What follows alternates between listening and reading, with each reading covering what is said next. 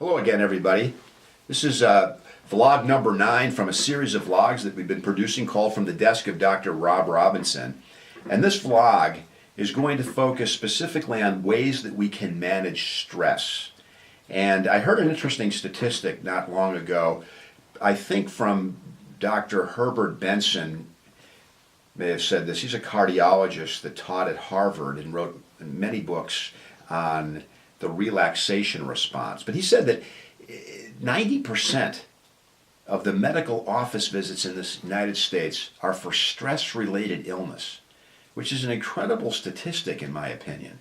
90% of the office medical visits in this country are stress-related, which really speaks to the impact that stress in our lives can have on our physical well-being, including our mental health, obviously.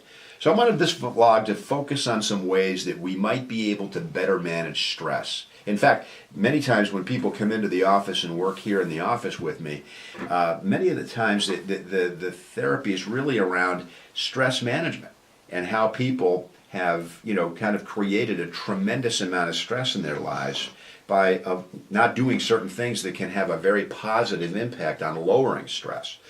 So the first suggestion for managing stress is to really get copious amounts of exercise. So, and I might draw your attention to a book that was written by John Ratey, R-A-T-E-Y, John Ratey, who wrote a book called Spark. And that book is about how exercise affects brain physiology, and it's a remarkably fascinating book. But the point of the book really is about the power of exercise and the impact that it has on our brain and our physiology.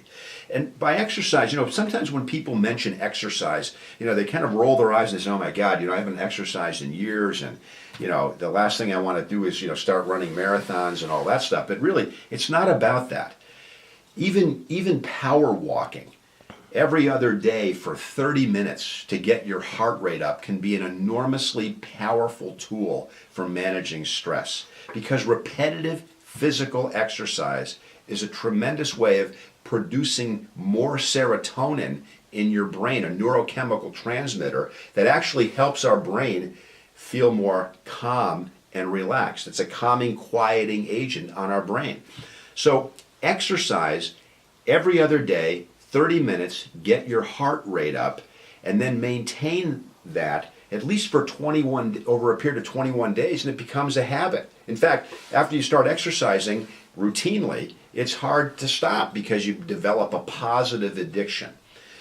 By the way, if you haven't exercised in a while, though, I do create this little footnote, and that would be, check with your medical doctor to make sure everything's okay physiologically to start exercising. And then once you get the clearance, I would suggest that you just go out, walk 15 minutes in one direction and 15 minutes back, and let that become the beginning of a new habit that begins to lower stress.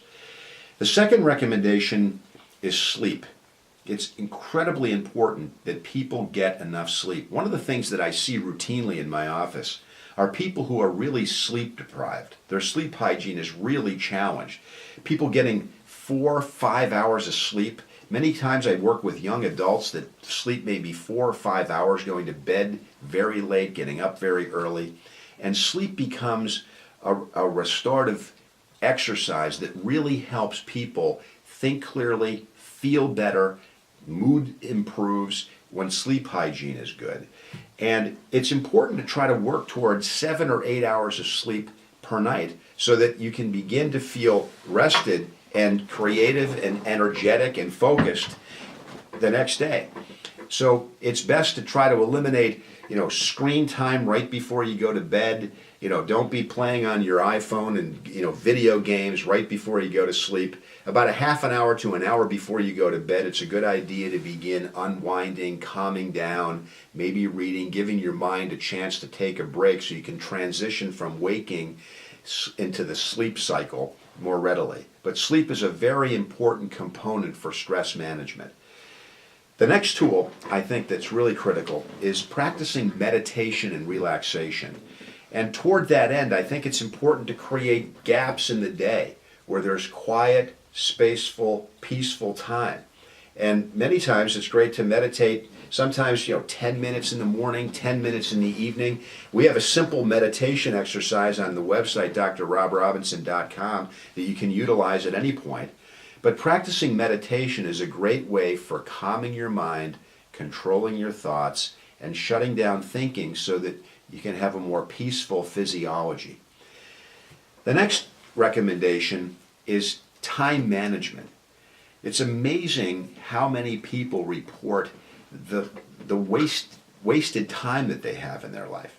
And to that end, I think it's a great idea to really think about, how we spend our time.